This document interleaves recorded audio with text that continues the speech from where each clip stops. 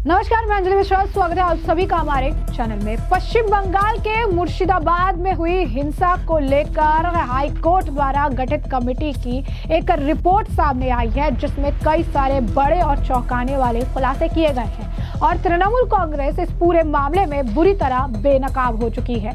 वहीं अब भाजपा के राष्ट्रीय प्रवक्ता और राज्यसभा सांसद डॉक्टर सुधांशु त्रिवेदी ने कहा है कि पश्चिम बंगाल हिंसा के मुद्दे पर न्यायालय द्वारा गठित एसआईटी की रिपोर्ट आने के बाद पश्चिम बंगाल सरकार की हिंदुओं के प्रति निर्ममता साफ साफ दिखाई दे रही है। उन्होंने कहा कि मुर्शिदाबाद घटना को लेकर जो अपनी जांच रिपोर्ट सौंपी है, उससे सो कॉल्ड सेक्युलरिज्म का नकाब ओढ़े लोगों का नकाब उतर चुका है। उन्होंने कहा कि वर्तमान समय में देश में जिस प्रकार से विशिष्ट तरीके की राजनीति चल रही है, उससे देश की सुरक्षा और जो है आंतरिक ताने बाने को ध्वस्त करने के लिए किसी भी कीमत तक जाकर कमर कसते हुए दिखाई पड़ती है। उन्होंने इससे पहले भी कहा था कि जिस तरीके से पहलगाम में पर्टिकुलरली हिंदुओं को टारगेट किया गया, मुर्शिदाबाद की घटना भी कुछ इसी तरीके की है। उन्होंने कहा कि कलकत्ता हाई कोर्ट की रिपोर्ट आने के बाद तृणमूल कांग्रेस की हिंदू विरोधी निर्ममता अब अपने पूरे विद्रवता के रूप में सामने आ गई है। उन्होंने मुर्शिदाबाद हिंसा को पहलगाम की तरह बताया। सुधांशु त्रिवेदी ने कहा कि कोर्ट के आदेश पर इस एसआईटी का गठन किया गया था। इसमें 3 सदस्य थे। इनमें से 1 मानवाधिकार अधिकारी और 2 पश्चिम बंगाल की न्यायिक सेवा में थे। उन्होंने 11 अप्रैल 2025 को ही घटनाओं पर अपना अवलोकन दिया, जिससे टीएमसी, भारतीय गठबंधन और धर्मनिरपेक्षता के तथाकथित स्वयंभू नायकों का मुखौटा पूरी तरह उतर गया है। पाकिस्तान के साथ युद्ध क्यों, सवाल करने वालों के लिए किए गए अत्याचारों के बारे में भी एक शब्द भी नहीं कहा गया। मुर्शिदाबाद में हिंदुओं के खिलाफ पिता और पुत्र हरगोविंद दास और चंदन दास की क्रूर हत्या के बारे में भी एक शब्द नहीं कहा गया। फिर भी इन्हीं लोगों ने ऑपरेशन सिंदूर के बाद पाकिस्तान के प्रति सहानुभूति भी जाहिर की।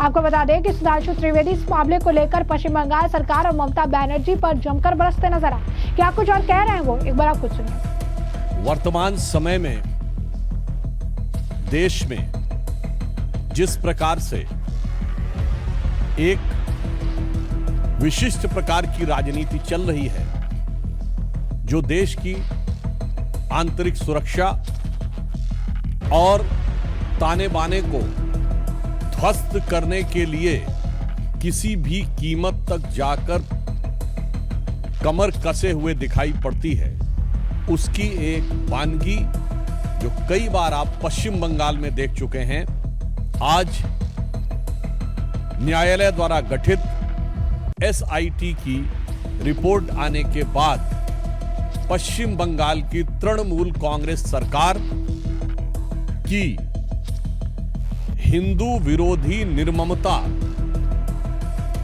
अपने पूरे विद्रूप रूप में सामने आती हुई दिखाई पड़ रही है।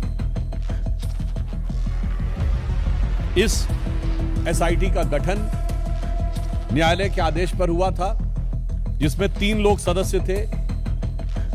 एक registrar law national human right commission के थे और 2 सदस्य पश्चिम बंगाल की न्यायिक सेवा के थे, अर्थात एक मानवाधिकार आयोग से सदस्य थे और 2 पश्चिम बंगाल की न्यायिक सेवा वेस्ट बंगाल लीगल सर्विसेज थे। और उन्होंने 11 अप्रैल 2025 फ्राइडे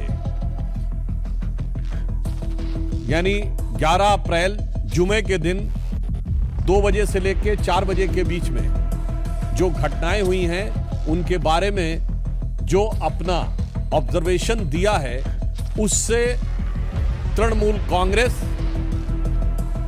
इंडी गठबंधन और ये सेक्युलरिज्म के सो कॉल्ड सेल्फ चैंपियंस का नकाब पूरी तरीके से उतर गया है। पहली बात, बहुत आश्चर्य और दुख की बात है कि जो लोग ये कहते थे कि पाकिस्तान से युद्ध करने की क्या जरूरत है, सिर्फ आतंकियों के ऊपर कार्रवाई हो, जबकि हमारी सरकार ने आतंकियों पर ही कार्रवाई की, उनमें से एक ने भी नहीं बोला कि पश्चिम बंगाल के मुर्शिदाबाद में किसी भी विषय को लेकर आपको आपत्ति है तो हिंदुओं के ऊपर हिंसा करने की क्या जरूरत है।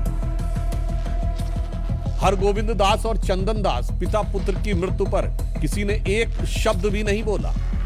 वही लोग अचानक ऑपरेशन सिंदूर के बाद पाकिस्तान के प्रति सहानुभूति दिखाते हुए नजर आने लगे।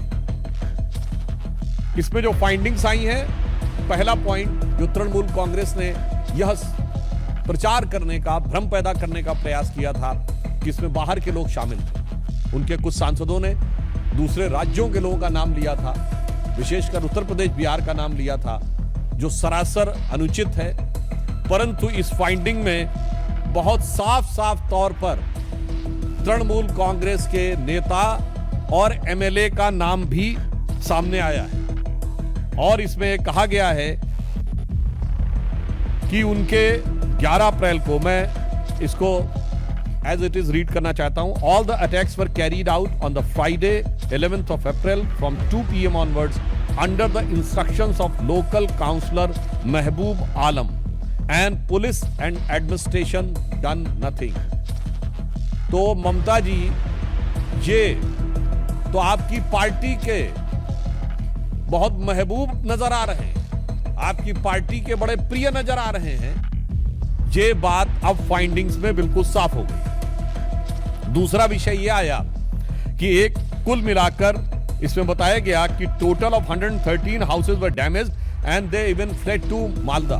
जो ये कहने का प्रयास किया गया था कुछ नेताओं के द्वारा कि ऐसा तो कुछ खास हुआ ही नहीं, कोई महत्वपूर्ण, कोई ऐसी उल्लेखनीय घटना नहीं हुई, ये बात बिल्कुल साफ सामने आई कि 113 जो हाउसेस थे वो पूरी तरीके से विध्वंस हुआ और लोगों को वहां से पलायन करने पर बाध्य होना पड़ा। इसी के साथ साथ यह भी बात सामने आई कि पुलिस ने कई मौकों के ऊपर जो उनकी प्रोसीडिंग्स में, और ये जो तृणमूल कांग्रेस के नेता का नाम ये पेज नंबर 5 के ऊपर अपनी फाइंडिंग्स में लिखा हुआ है। फिर यह बताया गया कि they want a permanent BSF camp and central arm police for their own protection. यानी पहले तो लोगों के घर विध्वंस हुए, फिर लोगों को पलायन पे बाध्य होना पड़ा और पश्चिम बंगाल की पुलिस पर उनका इतना विश्वास हो गया कि वो सीमा सुरक्षा बल और केंद्रीय सुरक्षा बलों के ही कैंप में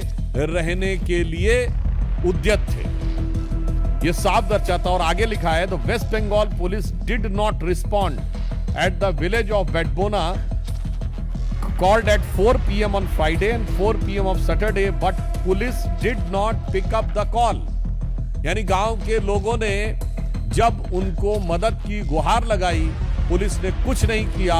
और कितनी गंभीर बात है कि पुलिस का फोन न पिकअप हो ऐसे समय में, जबकि वहां दंगे या सुनियोजित हिंदुओं को टारगेट करते हुए आतंकी शैली में दंगे किए जा रहे हों, तब अगर पुलिस नहीं उठाती है तो यह एक बड़ा गंभीर तथ्य है जो प्रकाश में आया है।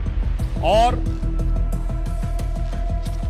यह भी बात सामने आई है कि रेजिडेंट्स ऑफ शमशेरगंज,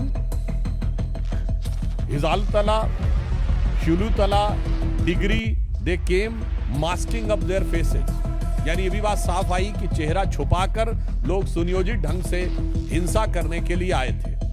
एक बात बहुत स्पष्ट हो गई है कि हिंसा का प्रकार चाहे कोई भी हो, राजनीति का प्रकार चाहे कोई भी हो, वार सिर्फ और सिर्फ हिंदू समुदाय के ऊपर है। अगर पहलगांव में चुन चुन कर हिंदुओं को मारा गया तो मुर्शिदाबाद में चुन चुन कर हिंदुओं के घर, मकान और लोगों को मारने का प्रयास किया गया। मुझे लगता है कि अब इसके बाद पश्चिम बंगाल सरकार के पास किसी प्रकार का मुंह नहीं रह गया है ये कहने का कि वहां पर हिंसा नहीं हुई थी। तो सुधांशु त्रिवेदी का तो आपने बयान सुना ही। वहीं आपको बता दें कि भाजपा के आईटी सेल के प्रमुख अमित मालविया ने भी मुर्शिदाबाद हिंसा की जांच के लिए गठित फैक्ट फाइंडिंग टीम की रिपोर्ट को लेकर सीएम ममता बनर्जी को घेरा और इस रिपोर्ट के संबंध में अपने सोशल मीडिया एक्स हैंडल पर कहा कि ममता बनर्जी पश्चिम बंगाल की राजनीति पर एक धब्बा है। उन्होंने कहा कि इस रिपोर्ट में साफ जाहिर होता है कि मुर्शिदाबाद हिंसा को नियंत्रित करने की दिशा में उनकी सरकार की तरफ से संतोषजनक कार्रवाई नहीं की गई। इसके विपरीत उनकी पार्टी के नेताओं ने हिंसा को भड़काने का प्रयास किया है। भाजपा नेता ने फैक्ट फाइंडिंग कमेटी का जिक्र करते हुए ममता बनर्जी पर निशाना साधा। कहा, इस रिपोर्ट में स्पष्ट है कि जब हिंदुओं के घरों को उपद्रवी निशाना बना रहे थे तब ममता बनर्जी की पुलिस मुख्य दर्शक बनकर यह दृश्य देख रही थी। पुलिस प्रशासन की तरफ से किसी भी प्रकार का कदम नहीं उठाया गया। उन्होंने कहा कि एक विश्वसनीय रिपोर्ट है क्योंकि इसे कलकत्ता हाई कोर्ट की तरफ से गठित टीम ने तैयार किया है। इस टीम में राष्ट्रीय मानव अधिकार आयोग के एक सदस्य और न्यायिक सेवाओं के अधिकारी शामिल हैं। उन्होंने कहा इस रिपोर्ट ने ममता बनर्जी के उस दावे को सिरे से खारिज कर दिया जिसमें उन्होंने कहा था कि मुर्शिदाबाद हिंसा के लिए बाहरी तत्व जिम्मेदार है। सच्चाई तो यह है कि इस दंगे को हिंदुओं की संख्या में कमी लाने के लिए अंजाम दिया गया। मालवीय ने ममता बनर्जी को पश्चिम बंगाल की राजनीति पर लगा एक काला धब्बा बताया। लिखा कि उनकी राजनीतिक स्थिति पश्चिम बंगाल की मूल भावना का उल्लंघन करती है। पश्चिम बंगाल बंगाली हिंदुओं के लिए मातृभूमि है, न कि वोट बैंक और हिंसा के खेल का मैदान। रिपोर्ट में कहा गया कि हिंसा में बड़े पैमाने पर आगजनी और लूटपाट हुई, दुकानों और मॉल्स को बेरहमी से नष्ट किया गया। जांच समिति में अपनी रिपोर्ट में यह भी कहा कि हमले में स्थानीय पार्षद महबूब आलम के इशारे पर हुई है। जी हाँ, बिल्कुल सही सुना आपने, इसमें महबूब आलम का नाम भी सामने आ रहा है और ये बहुत बड़ी बात है। आपको बता दें कि इनके जो ममता बनर्जी के जो एमएलए है अमरील इस्लाम, वो भी इस मामले में उनका भी नाम निकलकर सामने आ रहा है। तो आप समझ सकते हैं कि इनके जो नेता हैं, इनके जो लोग हैं, वो इस मामले में इन्वॉल्व थे और इसी वजह से इतनी बड़ी घटना हो गई और अपने नेताओं के खिलाफ भी उन्होंने कोई बयान नहीं दिया। पुलिस भी मुख्य दर्शक बनी रही, स्थानीय पुलिस गायब रही और उन्होंने किसी तरीके का कोई रिएक्ट नहीं किया, कोई ठोस कदम नहीं उठाया। किसी तरीके की कोई, अगर आप कहेंगे कि जो एक कड़ा एक्शन लेना चाहिए था, जो कड़े कदम उठाने चाहिए थे, उन सभी को इग्नोर करके लंबे समय तक मुर्शिदाबाद की हिंसा को अंजाम दिया गया। जब तक कि बीजेपी ने इस मुद्दे को नहीं उठाया, तब तक कि ये मुद्दा जो है इसी तरीके से कभी लेटर लिख के तो कभी कुछ करके इस मामले को शांत कराने का प्रयास किया गया। तो प्रदीप भंडारी ने भी लिखा कि ममता बनर्जी अब बुरी तरीके से जो है बेनकाब हो चुकी है। आम जनता अब समझ चुकी है कि ममता बनर्जी ने अपनी राजनीति के लिए किस तरीके से मुर्शिदाबाद के मुद्दे को दबा कर रखा। वैसे भी हमने आपको जो पूरा मामला है विस्तार से बताया है, आपने तमाम बयान भी सुने और इस मामले पर अब आपकी भी जो राय हो हमें कमेंट सेक्शन में कमेंट करके जरूर से जरूर साझा करिएगा। धन्यवाद।